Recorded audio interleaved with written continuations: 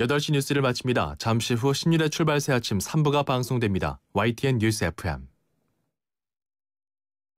소 잃고 외양간 고친다는 말이 있죠. 이미 잘못된 뒤에는 손을 써도 소용없다는 얘긴데요. 산업 현장의 안전 보건도 예외가 아닙니다. 오는 11월부터 산업재해 예방을 위해 지게차 부딪힘 사고 예방 집중 활동이 전개됩니다. 지게차의 부딪힘 사고 예방을 위해서는 첫째, 지게차는 정해진 운행 경로로 이동하고 둘째, 운전자는 과속과 과적 금지는 물론 운행 시 시야를 꼭 확보해야 합니다. 그리고 근로자는 반드시 현장에서 안전한지 확인해야 합니다. 사망사고로 이어질 수 있는 지게차 부딪힘 사고, 안전수칙 준수로 예방할 수 있습니다. 이 캠페인은 고용노동부와 안전보건공단이 함께합니다. 뺑소니 차량에 시민이 다치는 사고가 또 발생해 보험에 가입하지 않은 차량에 사고를 당한 김모 씨가 치료비 마련에 어려움을 겪고 있다고 합니다. 뺑소니, 무보험 차량으로 인한 교통사고, 보상받을 길이 없어 막막하셨죠? 하지만 도움을 받을 수 있습니다. 뺑소니, 무보험차 사고 피해자가 보상을 받지 못할 경우 사망 및 후유장애는 최고 1억 원, 부상은 최고 2천만 원까지 정부에서 보상을 해드리는 정부 보장 사업이 있습니다. 자세한 내용은 콜센터 1544-0049로 문의하세요. 이 캠페인은 국토교통부와 손해보험협회가 함께합니다. 한국전기안전공사 사장 이상권입니다. 최근 안전이 화두가 되고 있습니다. 전기화재나 정전사고 등 전기안전에 관한 경각심도 높아지고 있습니다. 안전은 누군가가 대신 지켜주는 것이 아니라 우리 스스로 지켜나가는 것입니다. 우리 몸이 저절로 기억할 때까지 안전수칙을 생활화하는 것, 이것이야말로 최고의 재난 예방 대책입니다. 안전이 없으면 행복도 없습니다. 국민이 행복한 대한민국, 한국전기안전공사가 열어가겠습니다. 전기안전, 행복의 시작입니다. 마음을 엽니다. 지평을 엽니다. 불통의 시대를 넘어 새로운 아침을 엽니다. 신율의 출발 새 아침. 신율의 출발 새 아침 3부 순서 광고 듣고 시작합니다. 총서 개그우먼 외국죠 고객님께 정말 감사드립니다. 요즘 제가 대리운전하면서 좌우로 열심히 뛰어다녔더니 살이 그냥 쪽쪽 빠지고 있어요. 좌우로 정렬 2588 살 빠지네 살이 빠져 2588 살 빠지네 2588. 트랙스타 시작! 국민 모두 함께 하나 둘 셋 넷 21번 크게 마시고 가슴을 활짝 펴세요. 한 걸음 두 걸음 국민 모두 함께 걸어가요. 지금까지의 아웃도어를 넘다. 대한민국 국민이라면 스타, 트랙스타. 우리 아빠는 엄청 빨리 달린다. 우리 엄마는 전화하면서 운전할 줄 안다. 그럼 안 되는 거 아니니? 아이들을 위해 처음부터 끝까지 안전운전 해주세요. 끝까지 마무리하는 현대해상. 가입 시 유의사항을 꼭 확인하세요. 산업기계장비 어디서 사고 팔지? 산업 다 알아. 산업 전문 부동산 정보는 산업 다 알아. 산업 인터넷 뉴스와 온라인 전시회도 다 알아. 산업인들은 다 아는 삭감매입니다. 산업 다 알아. 잘 갖고 보겠습니다. 산업 다 알아. 경제의 시선 순서인데요. 이달 10월 초에 페루 리마에서 열렸던 G20 재무장관 회의에서 구글세 도입과 관련된 논의가 오고 가서 화제입니다. 우리나라에서도 국제 조세 조정에 관한 법률 개정 작업을 추진하는 등 이 구글세 도입 준비를 하고 있는데요.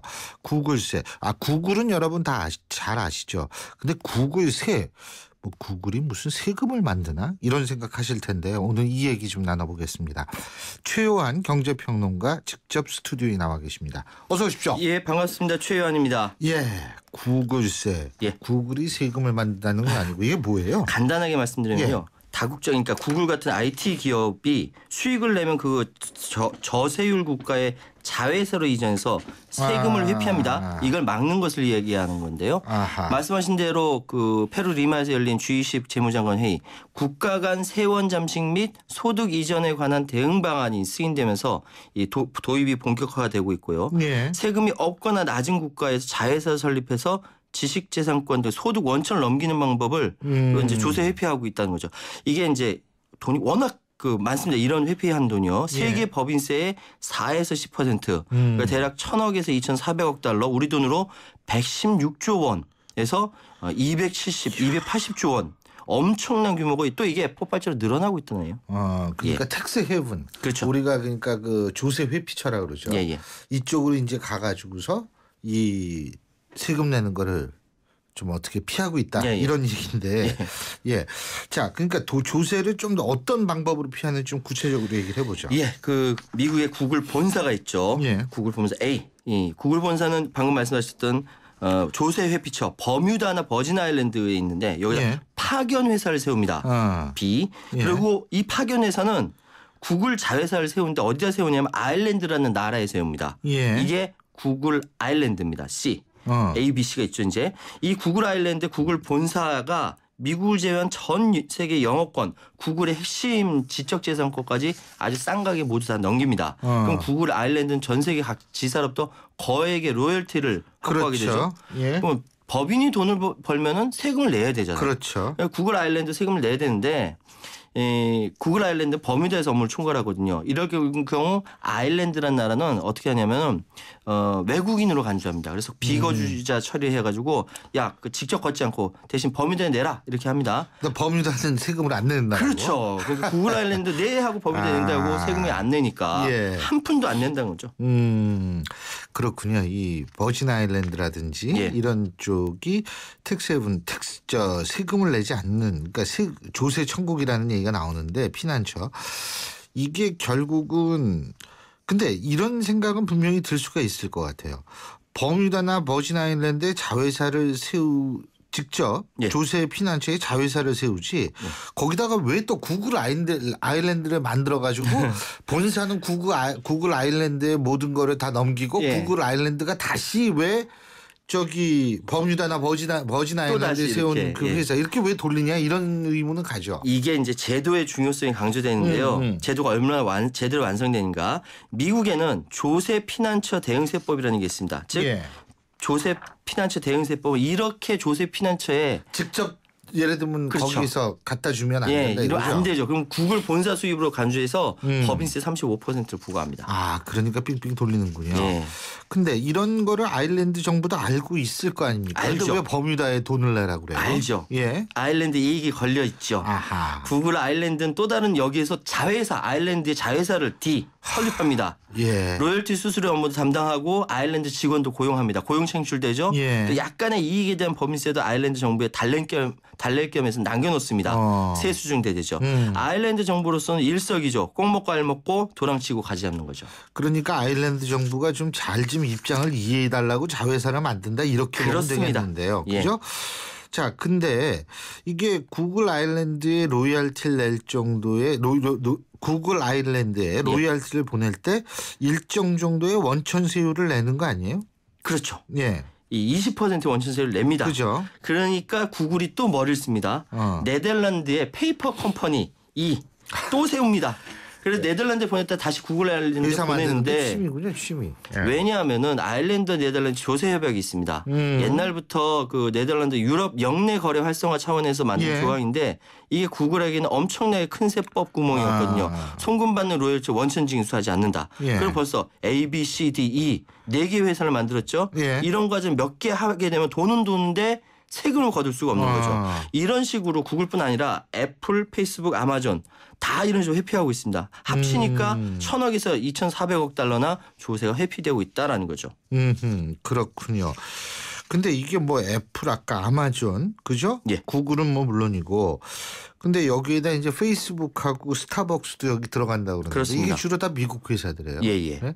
사실 세금 많이 내는 거는 유럽이 많이 내는데 왜 미국 회사들만 이런 식으로 복잡하게 돈을 돌리죠? 이게 미국 세법 때문인데요. 미국은 본사가 미국에 있으면 전 세계 어디서 벌어들인 돈이라도 미국 본사 이익으로 간주합니다. 그래서 미국 본사에 법인세를 부과하는데 이걸 거주지 과세 원칙이라고 하거든요. 이 원칙은 미국과 우리나라 정도만 있는 걸로 알고 있습니다. 대부분 자국 본사에 둔 다국적 기업이 해외에서 번 돈에 대해서 과세하지 않거나 너그럽게 과세합니다. 왜? 대기업이 이탈하는 것보다 낫죠. 예. 그래서 미국 다국적 IT 기업들이 뭐라고 얘기냐면 아니 미국에서 번 돈 미국에 외국에서 번 돈은 외국에 내야지 왜 미국 정부는 우리 거 이거 다 가져가야 돼? 이러면서 조세회피 전략을 쓰는 거죠.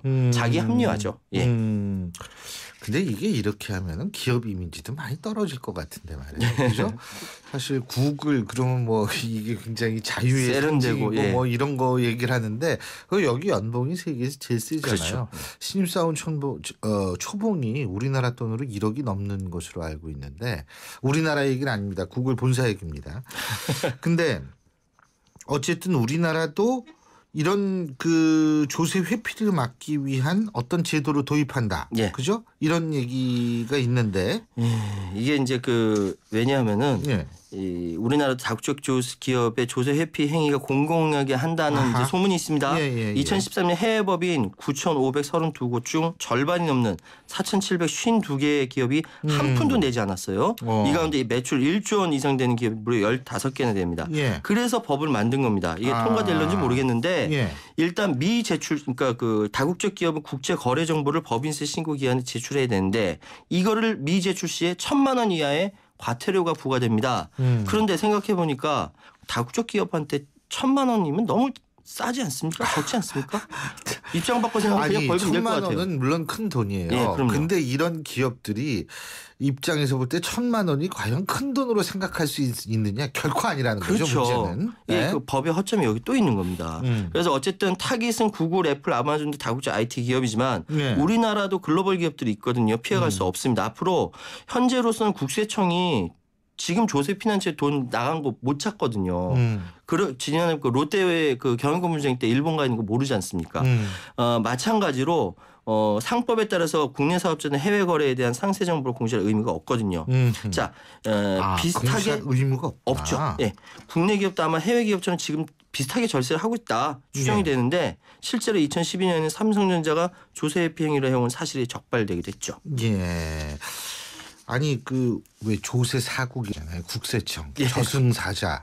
조세 사국에서도 실제로 이 부분을 굉장히 주목하고 있는 것으로 알고 있거든요. 그러니까 이 조세 피난처의 탈세 이래가지고 왜 페이퍼 컴퍼니라고 그러죠. 그렇습니다. 종이만 있는 회사, 서류만 있는 회사 이런 거 조사하는 것으로 알고 있는데 어쨌든 우리나라도 이거 철저히 좀 뒤져야 돼요. 자, 정리해 볼까요? 예, 절세는 합법적으로 세금을 줄이는 행위를 말하고요. 탈세는 불법적으로 세금을 줄이는 행위를 말하죠. 그러면 조세 회피는 법의 미비점을 이용해서 세금을 줄이는 합법적 탈세라고 합니다. 그런데 세법이 자주 개정돼요. 올해 절세가 내는 탈세가 될 수 있고요. 조세 회피는 앞으로 끊임없이 있을 겁니다. 그래서 절세와 탈세와 조세 회피는 한 끗 차이다. 그러니까 탈세 언제든지 탈세로 떨어질 수 있다는 거 기업들이 명심해야겠습니다. 그렇습니다. 특히 우리나라 기업도 이거 잘하지 않으면 요새 세금 엄청 물 수 있어요. 오늘 말씀 여기까지 듣죠. 고맙습니다. 예, 감사합니다. 예, 지금까지 최요한 경제평론가였습니다. 운전을 해서 신으면은 발 처지는 게 많이 보완이 되죠. 일할 때도 서서 하는 직업인데 한쪽 다리가 잘못 이 힘에만 다 힘을 쓰잖아요. 그렇죠. 오른쪽에. 안녕하세요. 여긴 어떻게 오시게 되셨어요? 다리가 좀 불편해요. 투하마비. 그래서 구두 좀 신어보면 어떨까 생각해서 이제 왔어요. 그러니까 한쪽 발이 좀 작아요. 큰 쪽에다 맞추면 이쪽은 좀 헐렁헐렁하죠. 그렇게 해서 다녔죠. 그냥 편했으면 좋겠어요. 내 발에 맞는. 남들 같이 빨리빨리 못 걷잖아요. 그 신발 신고 좀 뛰었으면 좋겠어. 네, 저는 지금 천호동에 있는 한 구두 가게에 나와 있습니다. 앞서 들으신 대로 이곳은 조금은 특별한 구두를 파는 곳인데요. 다리나 발목 등의 부상 혹은 장애를 가진 분들을 위한 맞춤형 수제 신발을 특수 제작하는 곳입니다. 그런데 이 특별한 구두 가게에는 더욱 특별한 구두 장인 한 분이 계신데요. 사고로 오른팔을 잃고 한평생 구두 제작에 매달려온 남궁정부 씨가 바로 그 주인공입니다. 만나보시죠. 구두 구두를 어떻게 만들기 시작하셨어요? 이제 6.25 나고 집안도 형편도 그렇고 이래가지고 구두 일을 배우게 된 거죠. 그래서 그때서부터 구두 일을 했으니까 얼마나 오랜 세월에. 그리고 또 20년 전에 제가 둘의 사월은 풀을 이렇게 되니까 처음엔 굉장히 힘들었죠. 그런데 이거는 내가 평생을 접했던 직업이고 새로운 걸 하려면 한 손으로 더 하긴 힘들잖아요. 그래서 장애인 구두를 만들기 시작. 장애를 입기 전에는 장애의 아픔을 모르거든요. 그러니까 나는 물론 팔이 불편하지만 우리 집에 오시는 고객들은 다 다리가 불편해서 오시잖아요. 그 마음은 똑같단 말이에요. 우리 고객들하고는 대화가 아주 잘 되죠. 이거는 뭐 신발이라고 이제 이러지만 신체 일부분을 채워준다고 해야 되거든요. 손님이 신고 가면서 만족해할 적에는 그래도 내가 꼭 필요한 사람이로구나 그런 마음이 많이 들고 또 자부심도 갖고 있고 그래요. 장애를 가진 분들에게는 꼭 필요한 이 수제 구두. 아직도 지방에서 구두를 사기 위해 이곳 서울까지 힘든 발걸음을 하는 분들이 많다고 하는데요. 남궁정부씨가 만든 이 특별한 구두, 손님들에게는 어떤 의미일까요? 일단은 다리가 불편하니까 일반 구두를 신게 되면 걸음걸이가 불편하면 남 보기에도 안 좋고 하다 보니까 외출을 많이 자제를 하게 되죠. 근데 이제 이 신발을 신음으로 인해서 행동이 좀 편안해지고 그러니까 나가는데 자신감도 좀 생기고 그건 항상 고마운 마음이 드는 거죠, 선생님이. 그래서 이거 되지만 이렇게 된 다음 너무 미끄럽다고 요걸 하나 해달라는 거예요. 먼저도 그렇게 해줬어요. 사장님하고는 비장애인 때 만나서 같이 일했거든요. 근데 그때하고 지금 가라고는 좀 마음이 달라진 것 같아요. 어디를 못 걸어서 가시는 분들이 많잖아요. 그래도 걸을 수 있는 한도까지는 다 만들어주니까 그런 게 좋습니다. 오늘도 손으로 직접 특별한 구두를 만들고 있는 남궁정부 씨에게는 희망이 하나 있다고 합니다. 장애인 수제 구두를 전문적으로 가르치는 양성소를 만들고 싶으시다고요. 장애를 가진 친구들한테 이 기술을 전수하게 되면은 일반 이 신발 같은 거야 이제 다 할 수 있거든요. 그럼 기술 가지고 나와서 돈 벌고 고용 창출도 되고 그래서 꿈을 가지고 있는 노력을 해봐야죠. 한 손만으로도 장애를 넘어 희망을 만날 수 있음을 몸소 보여주고 계시는 남궁정부 씨. 청취자 여러분께도 이 희망이 그대로 전해졌으면 하는 바람입니다. 지금까지 천호동의 특별한 구두가게에서 YTN 뉴스 FM 신율의 출발새 아침 리포터 이윤지였습니다.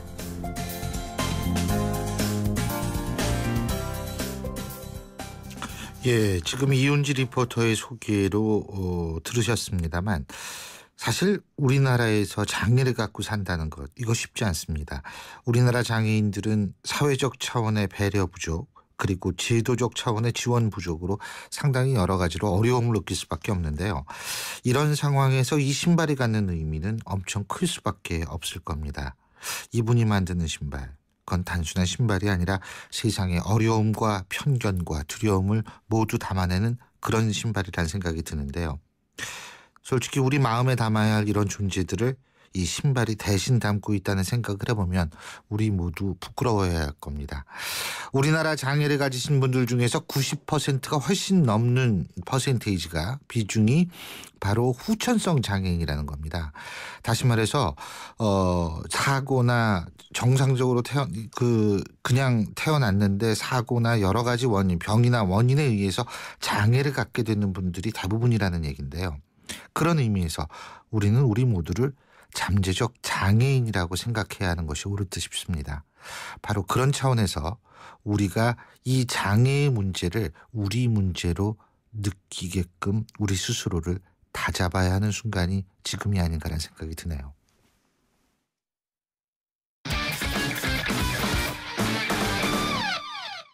스포츠 소식 알아보겠습니다. 최동호 스포츠 평론가 전화 연결합니다. 안녕하십니까? 예, 안녕하세요.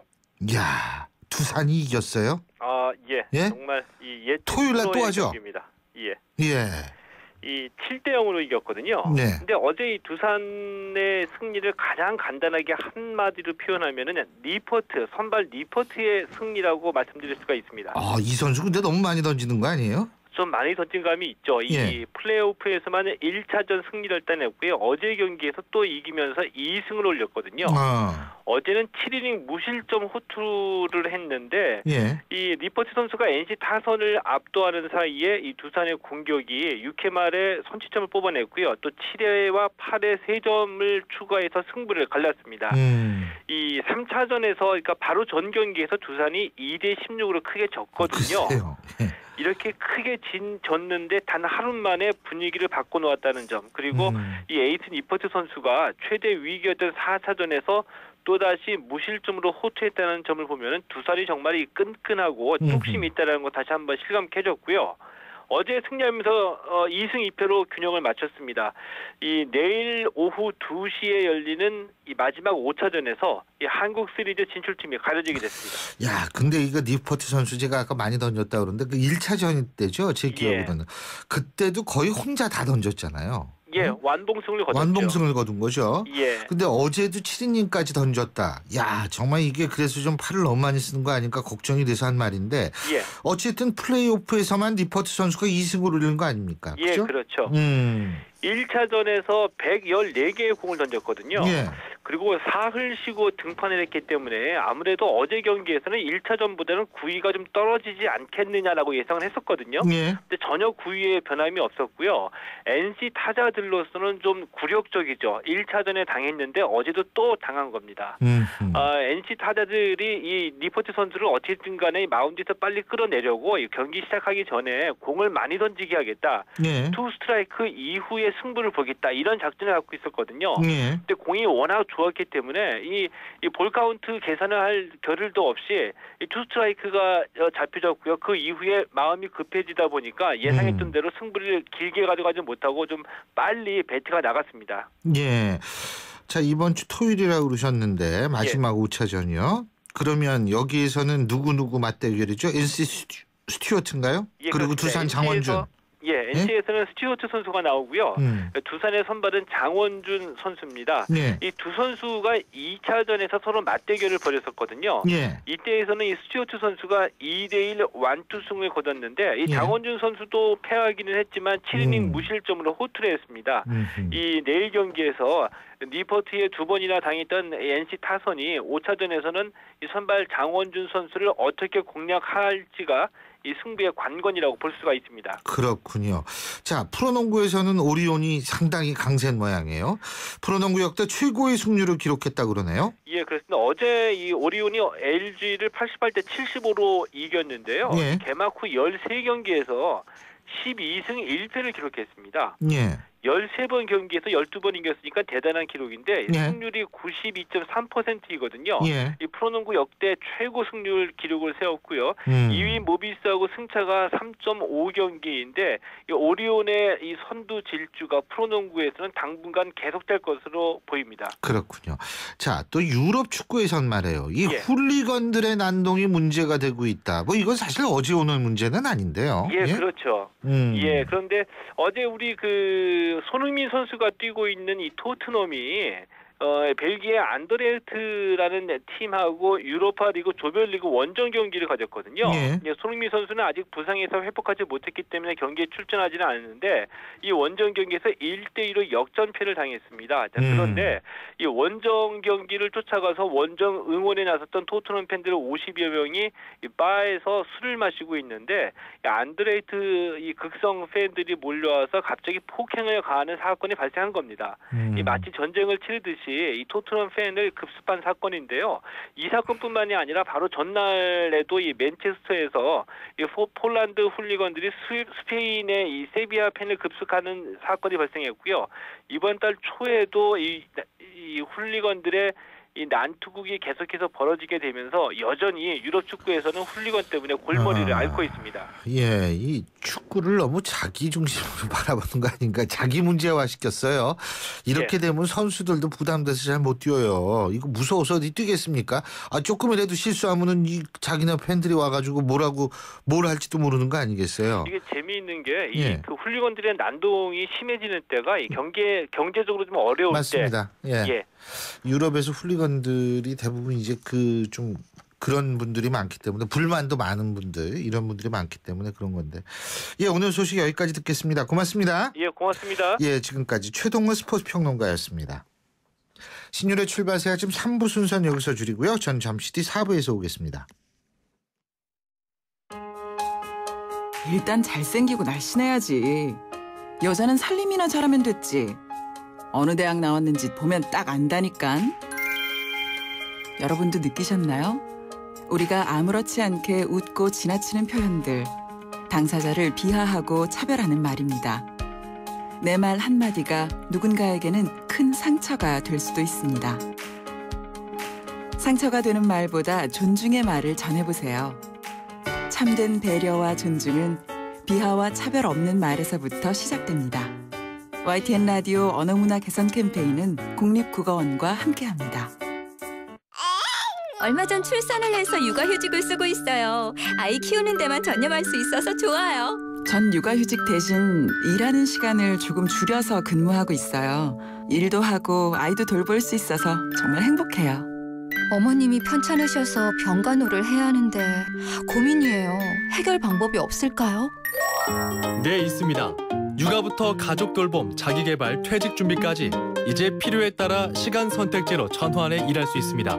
물론 대우는 전일제와 달라지지 않습니다. 일과 삶이 행복해지는 시간 선택제. 이 캠페인은 고용노동부와 함께합니다. 안녕하세요. 셰프 최현석입니다.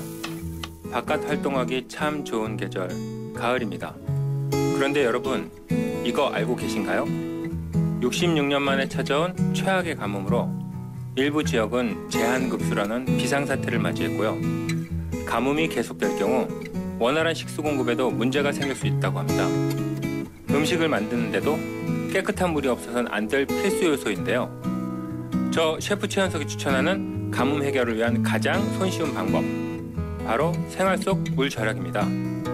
샤워하는 시간을 단 1분만 줄여도 양치질할 때 물을 컵에만 받았어도, 설거지할 때 설거지통만 활용해도 물 절약, 가뭄 극복에 큰 힘이 될 수 있다는 사실, 여러분 잊지 마세요.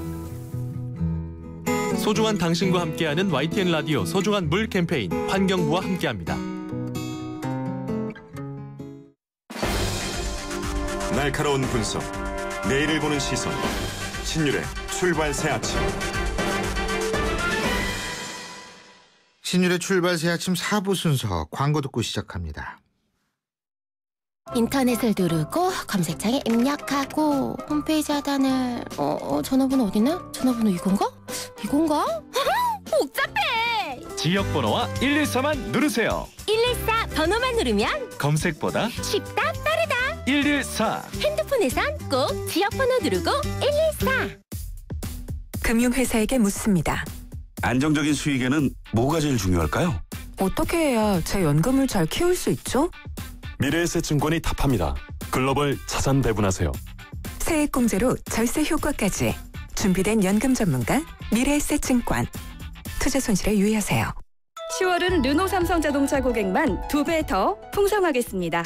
개별 서비스에 인하는 물론 50만 원 더 돌려주는 더블 혜택. 밸류박스로 보험, 보증, 신차 교환까지 SM5 디젤 QM3로 누리세요. Better and different. 르노 삼성자동차. 신차 교환 조건 및 혜택은 매장에서 확인하세요. 백종원입니다. 이 소리 다 아시죠? 김치톡톡의 유산균 소리. 그런데 더 놀라운 건 이 유산균이 감칠맛을 낸다는 사실이에요. 기대하세요. 유산균이 12배 더 많아 진짜 맛있는 김치. LG 디오스 김치톡톡. 이 여잔 아무 온수매트에나 눕는 거 아니야? 아니 그럼 어디 누워요? 어디긴. 온수매트니까 보일러 기술을 봐야지. 국가대표 보일러가 만든 또 하나의 보일러. 경동나비엔 온수매트. 국가대표 보일러? 경동나비엔. 성공하는 사람들의 놀라운 투자 비결. 용산의 미래를 누리는 곳에 오픈 예정인 면세점 상권까지. 그것도 남보다 먼저. 용산역 특급 상업시설 용산 서밋 스퀘어. 귀하가 선점하십시오. 1899-1331 대우건설. 아이파크 힐스테이트 레미안. 대한민국 빅브랜드의 만남. 9510세대 대단지 1km 파크밴드 100여 개의 테마공간. 강남을 바꾸다. 9510세대 송파 헬리오시티. 문의 02-449-7440. 현대산업개발, 현대건설, 삼성물산이 함께합니다. 금요일입니다.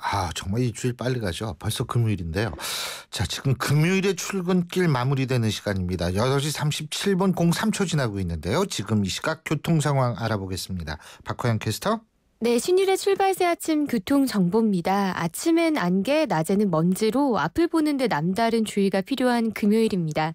오늘은 곳곳으로 교통량이 많지는 않은 편인데요. 사고 소식이 좀 잦습니다. 국회대로 국회의사당에서 서강대교 가는 길 1, 2차로에서 택시와 오토바이가 부딪혔고요. 대방천길 신길 주유소 가는 길도 신길 6동 주민센터 앞에서 사고 나서 어렵습니다. 끝으로 남부순환로 수서 쪽으로는 서울대 입구역에서 서초나들목까지 밀리고요. 공항 쪽으로는 까치고개에서 서울대 입구까지 밀리고 있습니다. 신율의 출발새 아침 교통정보였습니다. 신율의 출발새 아침 오늘 순서 시작합니다.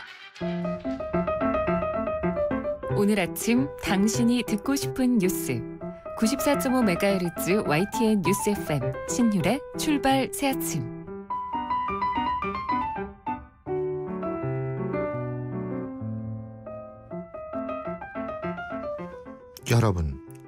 여러분은 여러분이 사는 동네에 장애인들을 위한 시설이 들어선다면 반대하시겠습니까? 최근 발달장애 학생들을 위한 직업센터나 특수학교가 주민들의 반대에 부딪혀서 곳곳에서 중단되거나 지연되고 있습니다.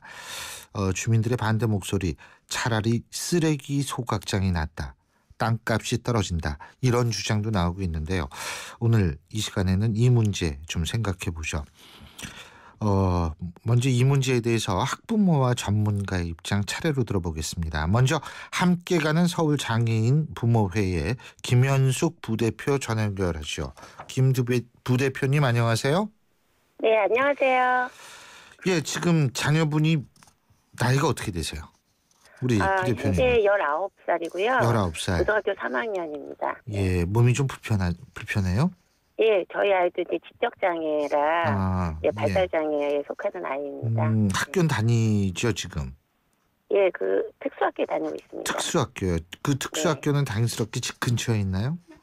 예, 저희는 다행히도 집에서 가깝게 있습니다. 예. 아주 행운이죠. 예. 근데요, 이 특수학교가 지금 13년 동안 서울에는 설립되지 못했다고 그러거든요. 2002년 세워진 경운학교가 마지막이라고 얘기를 하는데 상당히 부족하죠. 이 학교 숫자가 그렇다면.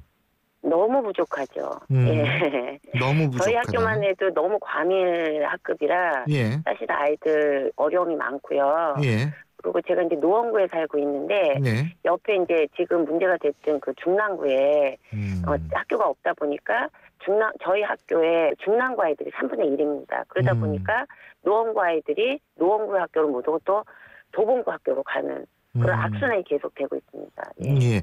아니 근데 지금 그 학교 특수학교 세워진 곳 있죠? 예? 네. 여기에서 그 땅값 떨어지고 문제가 많이 발생하고 일어나요? 전혀 안 발생하고요. 예, 땅값이 오히려 올라가는 것 같아요. 예, 지금 그 강남권에 있는 정예학교라고 있는데 그쪽은 원래 우범 지역이었는데 오히려 특수학교가 들어와서 굉장히 고급 주택가로 변모하면서 땅값도 예전보다 많이 오르고 동네가 훨씬 좋아졌다고 그렇게 얘기하고 있거든요. 강남구 수서 쪽에도 일원동인가? 거기도 뭐 하나 있을 거예요? 네, 예, 그쪽에도 있어요. 그렇죠. 거기도 제가 이렇게 그쪽에 자주 왔다 갔다 하는데 별 문제는 없어 보이던데. 뭐 아무 문제 없어요. 저희 학교 부근도 그렇고 다른 특수학교 부근도 그렇고. 예. 오히려 뭐 이 특수학교는 이제 스쿨버스로 이동을 하고 하기 때문에 학생들이 밖으로 나올 기회도 없고. 예, 그런 기회 거의 없고요. 만약에 나오게 되면 선생님들이 인솔해서 다니거나 아니면 부모님이 데리고 다니거나 요즘 이제 활동보조인 분들이 계시기 때문에 활동보조 선생님들이 데리고 다니거나 그렇기 때문에 저도 전혀 저희 학교 다니면서 어떤 지역에서 문제가 있었거나 그런 일 없고 저희 학교도 그 아파트랑 딱 붙어 있거든요. 뭐 그쪽 주민들도 뭐 별 그런 얘기 없고 좋습니다. 예. 자, 그런데 말이에요. 또 한 가지는 뭐냐면 특수학교가 지금 부족한 것은 현실이죠. 그렇죠? 현실이라면 특수학교를 더 많이 세워야 된다라는 그런 방법은 좀 시간이 걸릴 수도 있는 거니까 일단은 일반 학교에서 통합교육이 이루어지면 어떻겠는가라는 것. 이거 대안될 수 있을까요? 어떻게 보십니까?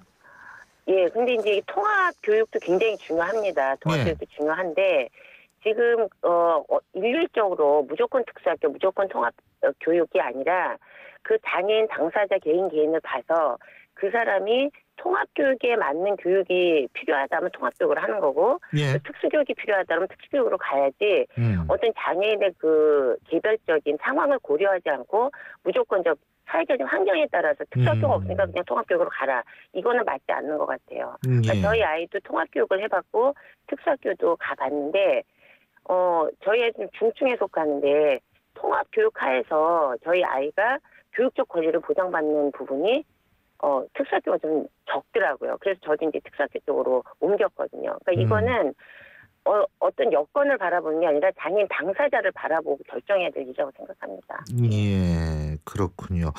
근데 이게 지금 특수학교 설립이 어려운 게 전국적인 문제죠. 그죠?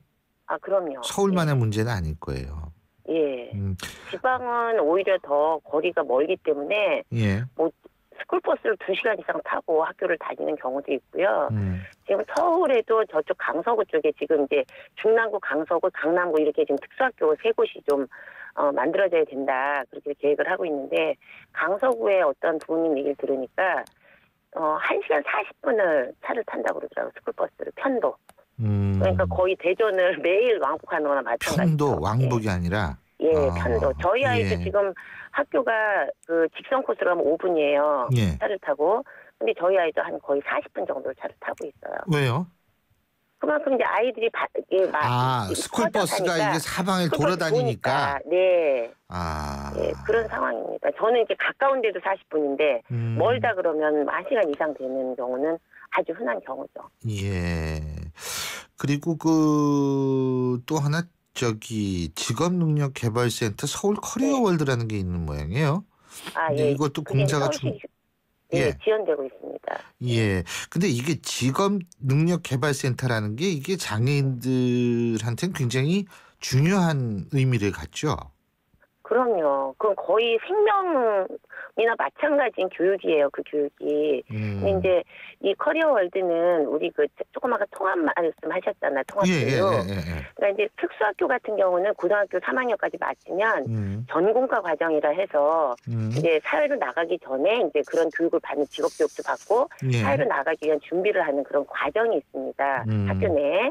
근데 통합교육을 받는 아이들은 그런 과정이 없어요. 그러니까 고등학교를 졸업하고 이제 바로 사회에 나와야 되는데 사실 비장애 학생들도 고등학교 졸업하고 막바로 사회에 나오는 그런 건 좀 어렵잖아요. 뭔가 대학 과정을 거친다든지 뭐 그런 뭐 직업을 위해서 뭔가 노력을 하고 가잖아요. 근데 장애 학생 같은 경우는 그 과정이 없는 거예요. 그래서 이제 요번에 서울시 교육청하고 장애인 고용공단에서 해서 그 과정을 처음으로 만들어서 이건 정말 저희 장애 어머니들로서는 정말 생명수와 같은 그런 일이었거든요. 근데 이제 지역 주민들이 민비 현상으로 그렇게 근데 못 그게 들어오게 중학교 하니까. 내에 세운다는 거 아니었나요?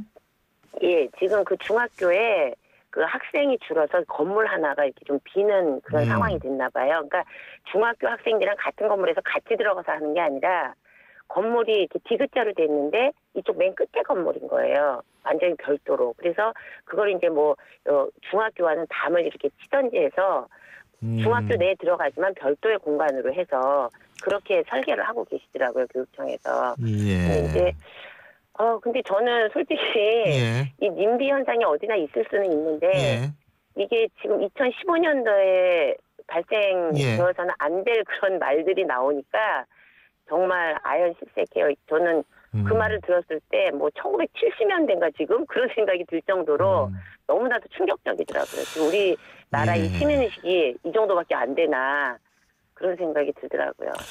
예, 오늘 말씀은 여기까지 듣겠습니다. 고맙습니다. 네. 예, 지금까지 함께 가는 서울장애인 부모회 김현숙 부대표였고요. 계속해서 한국특수교육학회 회장을 맡고 있는 단국대학교 특수교육과 신영기 교수 연결하겠습니다. 신 교수님. 네, 안녕하세요. 안녕하세요. 이 특수학교 지금 뭐 특수학교 연구하시는 전문가시니까 제가 여쭤보는데 현실적으로 제가 현실적인 문제부터 좀 짚어보겠습니다. 지금 사실 주민 반대가 상당히 여러 지역에서 많이 일어나는 것 같습니다. 예? 그런데 이 주민들의 반대를 단순하게 님비 현상이나 지역 이기주의라고 치부할 수 있나요? 어떻게 보십니까? 네, 그것은 일단 국가가 시민들에게 장애 이해 교육을 어떤 매체를 통해서 하든 해야 되는데 그런 것이 전혀 없었습니다. 예. 그리고 그들이 반대한다고 하는 그런 두려움 때문에 공개적으로 체계적으로 이렇게 하지 않고 했기 때문에 그것은 꼭 그분들의 잘못만이라고 이렇게 매도하는 건 또 그쪽 편에서는 억울할 것이랍니다. 그렇죠. 그러니까 정부가 좀 그런 어떤 사회교육 차원에서도 장애인에 대한 어떤 이해도를 높일 수 있는 그런 일들을 많이 해야 되는 그런 일을 안 했다는 말씀이시군요. 네, 그렇습니다. 그리고 현실적인 이유. 이거 장애 특수학교가 이렇게 들어가면 땅값 떨어집니까? 그런 거 확인된 바가 있습니까? 그런 없습니다. 사례가? 그거는 뭐 예를 들어서 데이터들이 많으니까요. 예. 특수학교 주변에 그 뭐 공지시가라든가 이런 것이 떨어졌다고 하는 증거는 전혀 없고요. 예. 아까 학부모님 말씀하신 대로 그 지역이 좋아졌습니다. 그들을 잘 보호해야 되기 때문에 이런 방범이라든지 이런 것들이 기존보다는 훨씬 더 좋아지거든요. 그래서 예. 이것은 학습된 루머가 아닌가 하는 그런 생각이 듭니다. 그렇군요. 그리고 또 한 가지 특수학교가 지금 들어서서 오히려 그 지역이 나아졌다고 하는데 이거는 사실 지역 주민들과 특수학교에 있어서의 보이지 않는 장벽을 또 헐 수 있는 방법도 여러 가지가 있는 거 아니겠어요? 네, 그죠? 그렇습니다. 예를 한번 들어주시죠. 네, 뭐 아까도 이야기가 나왔습니다만은 예. 그 일원역 근처에 있는 미랄학교 옆에는 예. 그 학교 내에 아주 고급스러운 세라믹 팔레스홀이라는 음악홀이 있고요. 카페도 있어요 거기. 네, 미술관도 있고 그래서 잘하시지. 어느 지역보다 예. 문화적인 혜택을 그 지역 주민들이 많이 받고 있습니다. 예. 뭐 외국도 마찬가지고요. 일본의 예. 고베시에는 그 클라라 베이커리라고 하는 데가 있는데 발달 장애인들이 하는데요. 거기는 빵값이 110엔입니다. 예. 그것은 왜 그러냐면은 그 사람 중심으로 그들이 지적 능력이 떨어지기 때문에 예. 베이커리를 잘 운영하려면 빵값의 가격이 10가지 20가지면 운영할 수가 없으니까 단일 가격으로 해요. 그 지역 주민들이 빵 나오는 날에는 줄을 서요. 예. 이것처럼 우리나라도 충분히 지역 주민과 상생할 수 있는 길이 있음에도 불구하고 선입견이 너무 크게 지배하고 있어서 많은 문제를 야기하고 있습니다. 그렇죠. 그리고 사실 근데 이게 특수학교에서 아까 잠깐 그 얘기도 했습니다만 특수학교가 필요한 이유가 특수학교에서 교육을 받아야 하는 그런 또 장애 학생이 있고 이 통합교육, 일반 학교에서 통합교육을 받아야 할 장애 학생이 있고 좀 구분이 되는 모양이죠? 네. 법률이 정하는 장애 유형이 무려 10가지입니다. 예. 그 장애 특성은 아주 천차만별이거든요. 따라서 그 아이들에게 체계적인 교육을 시키려고 그러면 특수학교는 반드시 필요하고요. 근데 우리나라가 외형적으로 통합교육을 표방했기 때문에 어린 시기에는 통합교육 기회가 있는데 성장하면서 장애 특성이 두드러지게 드러나고 그 아이들에게는 맞춤형 교육이 필요하다 보니까 예. 역으로 학년이 올라갈수록 특수교육의 수요가 커지는 겁니다. 그리고 지금까지 있는 특수학교라고 하는 것은 그 지역에서도 저 산 밑에 변두리 있기 때문에 예. 아까 학부모님 말씀하신 대로 어린 아이들이 통학버스 안에서 물경 2시간 가까이 있다고 하는 것은 그건 이미 학교에 등교했을 때 그날의 수업은 전혀 기대할 수가 없는 그런 일들이죠. 그래서 특수학교는 통합교육을 표방한다 하더라도 반드시 필요하다고 볼 수 있습니다. 예. 자, 그런데 지금 반대가 있는 거는 현실 아니겠어요. 그죠? 네. 그렇다면은 또 이 지방자치단체나 교육청의 입장에서 볼 때도 이게 주민들이 반대했는데 그냥 불도저로 뭐 그냥 막 밀어버리고 세울 수는 없는 거 아니겠습니까? 네. 그럼 어떻게 합니까, 이거를? 우선 그 현실적으로 적법한 것에 대해서 민원으로 인해서 3년, 4년씩 그 지연된다고 하는 것은 그건 문제가 있고요. 그다음에 지역 주민들은 자기 옹호권이 있는데 네, 장애인들은 그렇죠. 자기 옹호권이 없거든요. 그래서 공권력을 발휘하라고 하는 것이 아니라 약자들에 대한 옹호권을 정부가 합법적인 일이니까 대변을 해야 된다. 대변을 해줘야 되는데 그 프랭카드 붙은 거 보면요. 이거 사람 취급을 하는 것인지 물건 취급을 하는 것인지 모를 정도로 우리가 그런 것들을 볼 때 체계적으로 시민 교육도 필요하다고 이렇게 볼 수 있습니다. 근데 그게 그렇게 되면 시간이 오래 걸리잖아요. 그죠? 네. 그 어차피 계속해서 장애 출연율은 높아질 거예요. 우리나라만 유독 그 세계보건기구 기준에도 미달되거든요. 출연율이 높을수록 좋다고 하는 것이 아니라 10%를 잡는데 우리나라는 그의 반도 안 돼요. 그만큼 서비스를 받아야 될 아이들이 받지 못한다는 얘기거든요. 그래서 긴 장기적인 계획도 있어야 되고 단기적인 계획도 있어야 되겠지만 우리는 장기적인 계획이 너무 없었다고 하는 것도 문제고요. 예. 또 지역 주민들에게 데이터를 제시해 줘야 됩니다. 이렇게 되면 이렇게 좋아진다. 우리가 뭐 발전소를 짓거나 그 철탑을 세울 때도 하는데 왜 유독 특수교육 기관을 지을 때는 그것을 안 하는지 좀 그런 면도 그 정부나 지자체에서 생각해 볼 문제입니다. 알겠습니다. 오늘 말씀 여기까지 듣죠. 고맙습니다. 네, 고맙습니다. 지금까지 단국대학교 특수교육과 신현기 교수였습니다. 자, 신율의 출발 새 아침 벌써 오늘 순서 여기서 줄일 때가 됐는데요. 자, 내일 토요일입니다. 토요일은 비가 온다고 하죠. 다음 주 화요일도 또 비가 많이 내린다고 하는데요. 이 비 분명히 가을을 재촉하는 비일 겁니다. 그렇기 때문에 이 비도 왠지 모르게 여름비하고는 느낌이 다를 것 같다는 생각이 드는데요. 여러분 주말 행복하게 보내시고요. 저는 다음 주 월요일 7시 15분에 다시 오겠습니다. 신율이었습니다. 고맙습니다.